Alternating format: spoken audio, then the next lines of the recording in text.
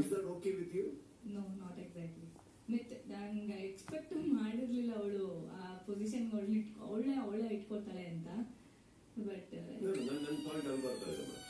ಇವ್ರು ಬಂದಿರೋದು ಬೇರೆ ವಿಚಾರ. ಅಲ್ಲಿ ಅವ್ರು ಅದನ್ನ ಮಾರ್ಕ್ಸ್ ಕೊಟ್ಟರು ಅನ್ನೋ ಕಾರಣಕ್ಕೆ ಇಲ್ಲಿದ್ದಾರೆ ಅಂತ ಅನ್ಕೊಳಕ್ ಹೋಗ್ಬೇಡಿ. This is all votes. But ನಾನ್ ಮಾತಾಡ್ತಾ ಇರೋದು ಒಂದು ಪರ್ಸೆಪ್ಷನ್, ಸೆಲ್ಫ್ ಪರ್ಸೆಪ್ಷನ್. ಅವ್ರ ಪರ್ಸ್ಪೆಕ್ಟಿವ್ ಅಲ್ಲಿ ಅವ್ರ 5ನೇ ಸ್ಥಾನದಲ್ಲಿ ಇಟ್ಕೊಂಡು ನೀವು ಹೊರಗಡೆಯಿಂದ ಅವ್ರ ಮನೆಯವರಾಗಿ ನೋಡ್ತಾ ಇರ್ಬೇಕಾದ್ರೆ ನಿಮಗೆ ಇದು ಓಕೆನಾ ಅಂತ ಕೇಳ್ತಾ ಇದ್ದಾರೆ. Not okay.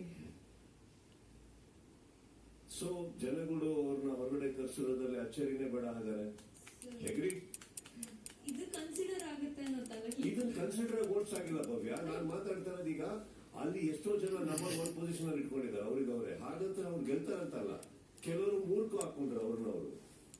ಅದು ಮಾಡೆಸ್ಟಿನೂ ಇರ್ಬೋದು, ಪಾಯಿಂಟ್ ಅದಲ್ಲ. But you didn't even come to 3, 4, 5.